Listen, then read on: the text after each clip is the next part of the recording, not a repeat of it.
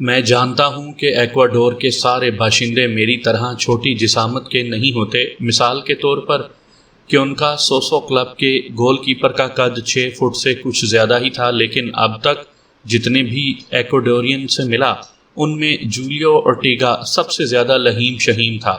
اس وقت وہ میرے سامنے رونی صورت بنائے بیٹھا ہوا تھا، لگتا تھا کہ وہ دیر تک روتا رہا ہے۔ وہ میرے دفتر کے نیچے گراؤنڈ فلور پر روڈی کی ورکشاپ میں ہیڈ مکینک کے طور پر کام کرتا تھا۔ اس کا قد 6 فٹ اور وزن 200 پاؤنڈ کے قریب تھا۔ وہ اچھے کھانوں، شراب اور عورتوں کا رسیہ تھا۔ میں یہ سمجھنے سے قاصر تھا کہ جولیو جیسے شخص میں عورتوں کو کیا کشش نظر آتی تھی، لیکن وہ نہ صرف شادی شدہ بلکہ 6 یا 7 بچوں کا باپ بھی تھا۔ مجھے تمہاری مدد کی ضرورت ہے ولسن، اس نے آگے کی طرف جھکتے ہوئے کہا۔ کیا مسئلہ ہے؟ میں ڈانیا کی بات کر رہا ہوں۔ وہ تمہاری بیوی یا کوئی گرل فرینڈ ہے؟ نہیں، اس نے نفی میں سر ہلاتے ہوئے کہا، میری پوتی۔ تمہاری پوتی؟ مجھے یقین نہیں آیا۔ جولیو اور میں تقریباً ہم عمر تھے اور میں امریکہ میں 15 برس گزارنے کے بعد حال ہی میں ایکواڈور واپس آیا تھا، لہٰذا مجھے اس حقیقت کو قبول کرنے میں کچھ دیر لگی کہ میرے آبائی شہر کیونیکا میں 35 سالہ شخص کا دادا بننا ایک عام بات ہے۔ ہاں، جولیو نے کہا، وہ لاپتہ ہے۔ اس کے چہرے پر پریشانی کے آثار تھے۔ اسے اغوا کیا گیا ہے۔ اس کی آنکھوں میں خوف کی پرچھائیاں لرز رہی تھیں۔ کیا تم نے پولیس کو اطلاع دی؟ جولیو نے ایک سرد آب بھری اور دائیں ہاتھ کے انگوٹھے کو درمیانی انگلی پر رگڑتے ہوئے پیسے نہ ہونے کا اشارہ کیا۔ میں جانتا تھا کہ اس کی مالی حالت کمزور ہے، گو کہ روڈی اسے یہاں کے معیار کے مطابق معقول اجرت دیتا تھا اور وہ خود بھی تیزی سے کام کر کے کچھ کمیشن حاصل کر لیتا تھا، لیکن اسے شراب پینے کی عادت تھی، پھر 2 بیویوں اور 6-7 بچوں کا خرچ الگ، اس لیے اس کے پاس پولیس کو دینے کے لیے پیسے نہیں تھے، اور میں سوچ رہا تھا کہ وہ میری فیس کس طرح ادا کرے گا۔ کیا تمہیں کچھ اندازہ ہے کہ یہ کام کس نے کیا ہوگا؟ ڈینیا کو کون لے گیا؟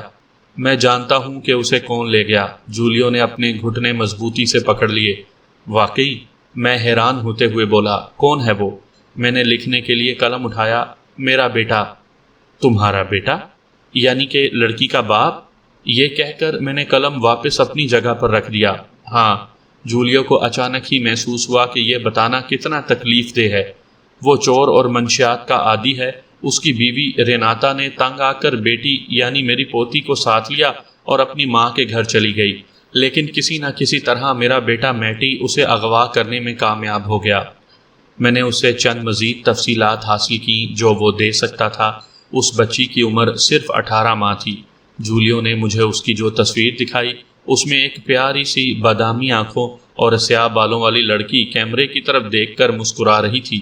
میرا دل ڈوبنے لگا۔ میں اسے بتانا چاہ رہا تھا کہ یہ کام میرے بس کا نہیں، اور اس کے لیے میں کسی دوسرے باصلاحیت شخص کو تلاش کرنے کی کوشش کرتا ہوں جو اس طرح کے کیس حل کرتا ہو، لیکن میں ایسے کسی شخص کو نہیں جانتا تھا، اور اگر میں اس کوشش میں کامیاب ہو جاتا تب بھی وہ پیسوں کے بغیر یہ کام نہ کرتا۔ یہ سب سوچ کر میں نے ایک فیصلہ کر لیا اور کھڑے ہوتے ہوئے پرعزم لہجے میں کہا، میں اسے تلاش کروں گا۔ یہ سن کر وہ خوشی سے اچھل پڑا اور اس نے کھڑے ہو کر مجھے گلے لگا لیا، جیسے میں نے مخالف ٹیم پر فیصلہ کن گول کر دیا ہو۔ جانے سے پہلے میں نے اس سے اس کے بیٹے میٹی کے بارے میں کچھ اور تفصیلات معلوم کر لیں۔ اس کی عمر 18 سال تھی اور اس نے شہر کے جنوب مغربی حصے میں واقع بافوس ڈسٹرکٹ کے ایک بدنام گروہ میں شمولیت اختیار کر لی تھی۔ اوہ! جولیو نے پتلون کی جیب سے پلاسٹک کی چھوٹی تھیلی نکالی جو چھوٹے نوٹوں اور سکوں سے بھری ہوئی تھی۔ ان میں سے زیادہ تر پر گریس کے دھبے تھے۔ اس نے وہ تھیلی میرے ہاتھ پر رکھی اور خود واپس جانے کے لیے مڑا۔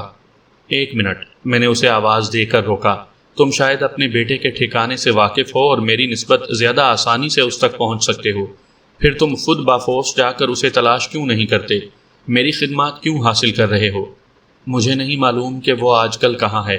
میری 6 ماہ سے اس سے بات نہیں ہوئی، اور اگر وہ مل بھی گیا تو شاید میں اسے قتل کر دوں۔ میں نے دفتر کو تالا لگایا اور بس میں بیٹھ کر چلکا بامبا کے لیے روانہ ہو گیا۔ یہ جگہ وسط شہر سے 5 کلومیٹر کے فاصلے پر تھی اور دیکھنے میں یہ اس دنیا کا حصہ معلوم نہیں ہو رہی تھی۔ مکانات سڑک سے فاصلے پر تھے اور درمیان میں چھوٹے کھیت تھے۔ کیچڑ میں لتھڑی ہوئی مرغیاں اور گلی کے آوارہ کتوں نے کچھ دور تک میرا تعاقب کیا۔ اور پھر اپنی دلچسپی کی چیزوں کی تلاش میں لگ گئے۔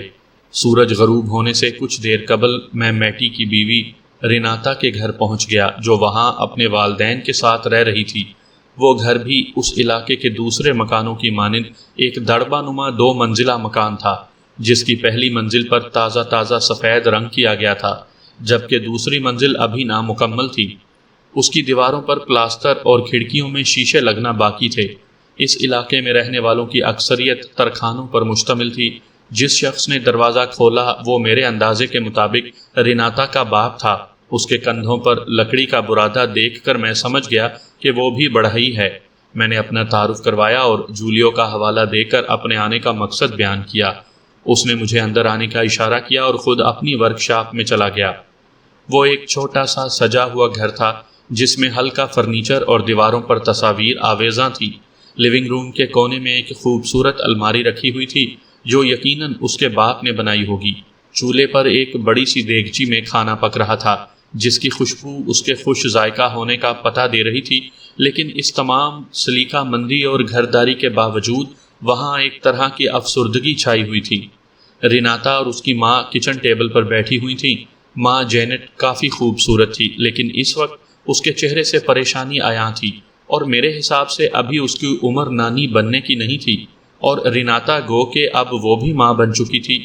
اس کے سیاہ گھنے بال، بادامی آنکھیں اور ابھرے ہوئے رخسار، وہ بالکل اپنی ماں پر گئی تھی۔ ابھی اس کی عمر اسکول جانے کی تھی۔ میں نے تصور میں اسے کندھے پر بیگ لٹکائے گھر سے اسکول جاتے اور لڑکوں کے پاس سے گزرتے ہوئے اپنی سہیلیوں سے سرگوشی کرتے دیکھا۔ ریناتا نے بتایا کہ وہ عنقریب 17 سال کی ہونے والی ہے۔ اس کا مطلب یہ ہوا کہ جب وہ حاملہ ہوئی تو میٹی 16 اور وہ خود 14 سال کی تھی۔ جولیو نے اپنے بیٹے کو روڈی کی ورکشاپ میں صفائی اور پرزوں کی ترتیب سے رکھنے کا کام پر لگا دیا تھا، لیکن میٹی کوئی ایسا کام کرنا چاہ رہا تھا جس میں بہت سارا پیسہ ملے۔ اس نے مقامی ہائی اسکول کے طالب علموں میں کھانے پینے کی چیزیں فروخت کرنا شروع کر دیں، اور رفتہ رفتہ کوکین، نشہ آور دوائیاں، یہاں تک کہ انہیں ہیروئن کا عادی بنا دیا، اور وہ خود بھی اس لعنت کا شکار ہو گیا۔ میں نے ایک طویل عرصے تک اسے برداشت کیا، شاید اس سے بھی زیادہ جتنا مجھے کرنا چاہیے تھا۔ ریناتا کی آنکھیں بھر آئیں۔ اس کی ماں اسے تسلی دینے کے لیے اٹھی، لیکن واپس اپنی جگہ پر بیٹھ گئی۔ میں اس سے محبت کرتی تھی، ریناتا نے آنسو روکنے کی کوشش کرتے ہوئے کہا، پھر اس طرح میری طرف دیکھنے لگی جیسے میرے لیے کسی وجہ سے اس کی بات پر یقین کرنا ضروری ہو۔ میں نے اس بات میں سر ہلا دیا اور وہ مطمئن نظر آنے لگی۔ جینٹ نے دونوں ہاتھ اپنے سینے پر باندھ لیے، اس کے چہرے سے ناراضگی ظاہر ہو رہی تھی۔ ریناتا نے اپنی ماں کی طرف دیکھا اور سختی سے بولی، میں جانتی ہوں کہ تم کیا کہنا چاہ رہی ہو۔ وہ شخص کبھی ہمارے مسائل سننے یہاں نہیں آیا۔ جینٹ نے میری طرف دیکھتے ہوئے کہا، یہ بہت چھوٹی ہے اور کچھ نہیں سمجھتی، اس کی بات مت سنو۔ ریناتا چلاتے ہوئے بولی، میں اب بھی اس سے محبت کرتی ہوں۔ جینٹ نے ایک گہری سانس خارج کی اور بولی، تمہارے پاپا اور میں۔ یہ کہتے کہتے وہ رک گئی اور اس طرف دیکھنے لگی جہاں سے مشینی آری چلنے کی آواز آ رہی تھی۔ ہاں، اس نے طنزیہ انداز میں ماں کی طرف دیکھا اور بولی، اور اس وقت تمہاری کیا عمر تھی جب میگوئل پیدا ہوا تھا؟ میں نے اس کی بات سے اندازہ لگایا کہ میگوئل اس کا سب سے بڑا بھائی تھا۔ تمہیں کچھ معلوم نہیں؟ جینٹ نے ہاتھ ہلا کر اس کی تردید کی۔ ریناتا نے غصے میں آ کر اسے برا بھلا کہنا شروع کر دیا اور سسکیاں لینے لگی۔ اس کا پورا جسم کانپ رہا تھا۔ جینٹ نے اپنا ہاتھ اوپر اٹھایا جیسے وہ اسے مارنا چاہ رہی ہو، پھر آہستہ سے بولی، بہتر ہے کہ تم اسے بھول جاؤ۔ کیا کہا تم نے؟ اب میرا مداخلت کرنا ضروری ہو گیا تھا۔ مجھے اس کی کوئی پرواہ نہیں تھی کہ اگر وہ ایک دوسرے کو مارنا شروع کر دیتی، لیکن اس سے کوئی فائدہ نہ ہوتا۔ باپ کے مرنے کے بعد میں نے اپنی ماں اور بہن کے ساتھ پرورش پائی، اس لیے میں ایسے مناظر سینکڑوں مرتبہ دیکھ چکا تھا اور جانتا تھا کہ ایسے موقع پر کیا کرنا ہوتا ہے۔ دونوں حریفوں کو ایک مشترکہ دشمن کے سامنے کھڑا کر دو، اور اس وقت وہ دشمن میں تھا۔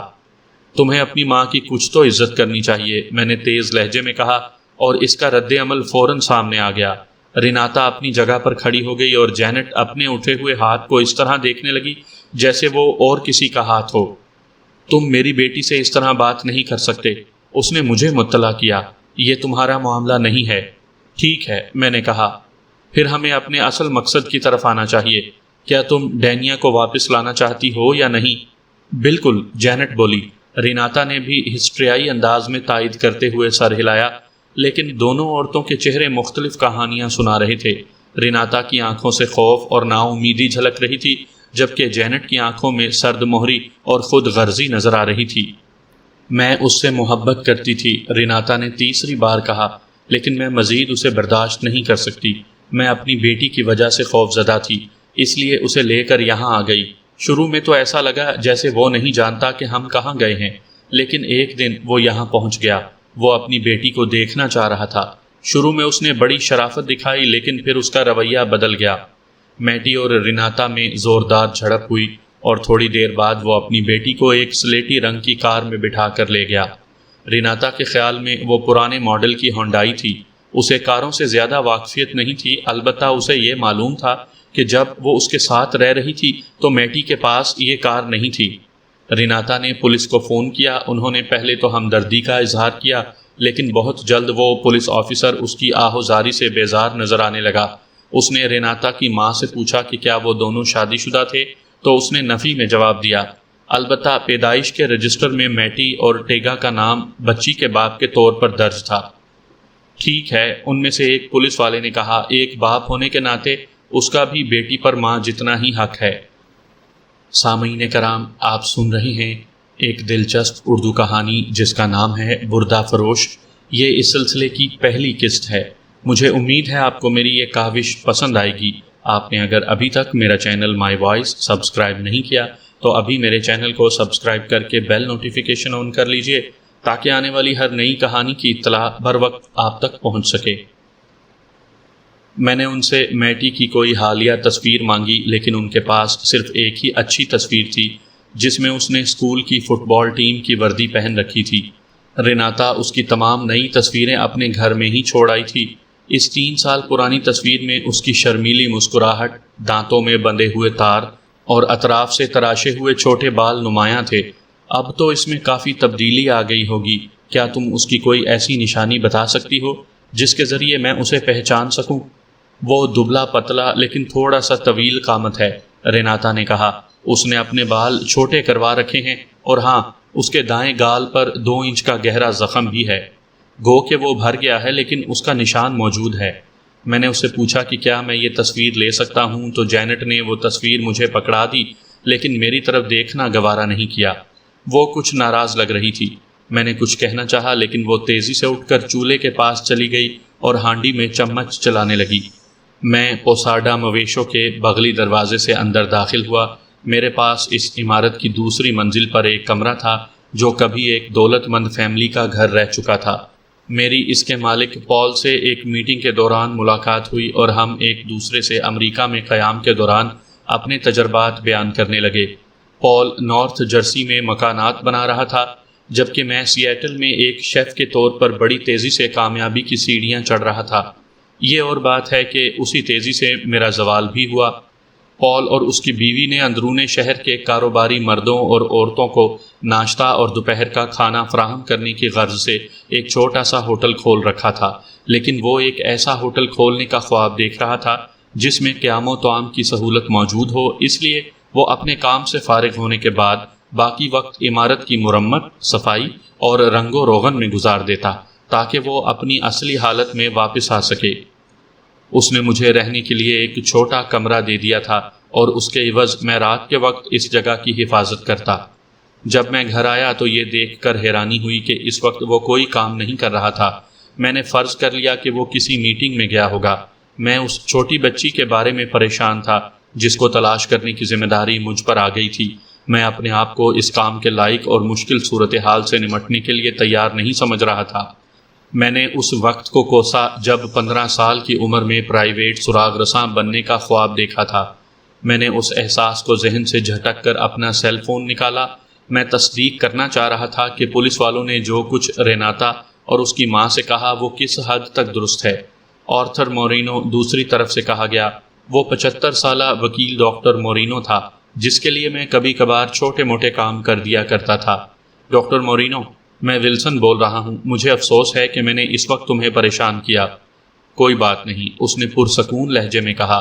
حالانکہ 10 بج چکے تھے اور میرے خیال میں اس وقت وہ شراب نوشی سے شغل کر رہا ہوگا۔ میں زیادہ وقت نہیں لوں گا، میں نے دبی زبان میں کہا۔ میں صرف یہ جاننا چاہتا ہوں کہ… یہ کہہ کر میں نے جلدی سے وہ سب کچھ بتا دیا جو پولیس والوں نے ریناتا اور جینٹ سے کہا تھا۔ اسی تیزی سے مورینو نے بھی میرے شبے کی تصدیق کر دی اور کہا کہ میٹی کو بھی بچی پر اتنا ہی حق حاصل ہے جتنا کہ ریناتا کو، لیکن اگر وہ باپ کی ذمہ داری پوری کرنے کے قابل نہ ہو، مثال کے طور پر وہ نشہ کرتا ہو، ایسی صورت میں ماں عدالت میں اس کے خلاف درخواست دے سکتی ہے، لیکن اس کے پاس مقدمہ کرنے کے لیے پیسے نہیں ہیں۔ یہاں ایسی کئی تنظیمیں ہیں جو اس کی مدد کر سکتی ہیں۔ اس وقت میں گھر پر ہوں، تم مجھے کل فون کرنا تاکہ میں تمہیں کچھ فون نمبر دے سکوں۔ شکریہ۔ کتابوں میں پڑھا ہے کہ جس دن آپ ڈرنک نہ کریں وہ ایک اچھا دن ہوتا ہے۔ گو کہ اس روز میں نے شراب نہیں پی تھی، لیکن وہ میری زندگی کی بدترین راتوں میں سے ایک تھی۔ میں اس صدیوں پرانی عمارت میں تنہا اپنے بستر پر لیٹا ہوا تھا اور طرح طرح کے خیالات مجھے پریشان کر رہے تھے۔ میں نے اس رات شراب نہیں پی، لیکن ٹھیک طرح سے سو بھی نہیں سکا۔ پول اور اس کی بیوی نے صبح سویرے ہی پکانا شروع کر دیا تھا۔ مجھے سوئے ہوئے زیادہ دیر نہیں ہوئی تھی کہ برتنوں کے کھڑکھڑانے اور چپٹے توے پر ناشتے کی خوشبو سے میری آنکھ کھل گئی۔